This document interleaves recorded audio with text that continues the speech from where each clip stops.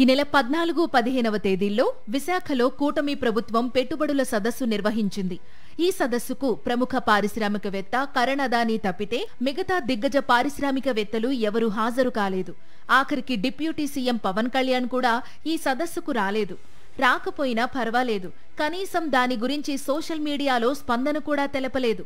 ప్రభుత్వం ప్రతిష్టాత్మకంగా నిర్వహించే కార్యక్రమం గురించి డిప్యూటీ సీఎం లాంటి వారు ఏదో రకంగా స్పందిస్తారు. ఆ పని కూడా పవన్ కళ్యాణ్ చేయలేదు. విశాఖ పెట్టుబడుల సదస్సుపై పవన్ కళ్యాణ్ కనీసం మాట్లాడకపోవడం ఏపీ రాజకీయాల్లో చర్చనీయాంశంగా మారింది.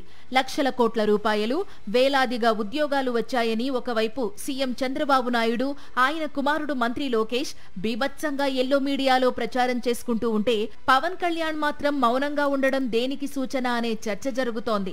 ఆయనేమైనా మౌనవ్రతంలో ఉన్నారా అంటే అదీ లేదు.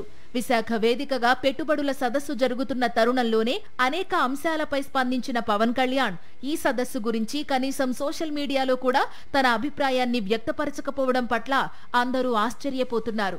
పవన్ కళ్యాణ్ మౌనం అనేక అనుమానాలకు దారితీస్తుందని రాజకీయ విశ్లేషకులు అభిప్రాయపడుతున్నారు.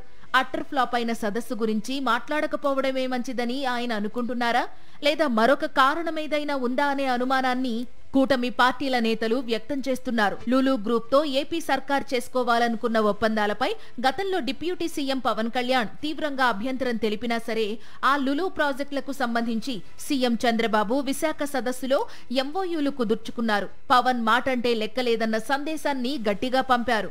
పవన్ ఎన్ని అభ్యంతరాలు తెలిపినా చివరికి ఆయన తాము చెప్పినట్టుగా తలాడిస్తారన్న నమ్మకంతో లులు గ్రూప్ తో చంద్రబాబు ఎంఓయూలు కుదుర్చుకున్నారని కూటమి వర్గాల్లో చర్చ జరుగుతోంది. ఈ నేపథ్యంలో బాబు, లోకేష్ తీరు పట్ల పవన్ ఆగ్రహంగా ఉన్నారనే ప్రచారం కూడా జరుగుతోంది.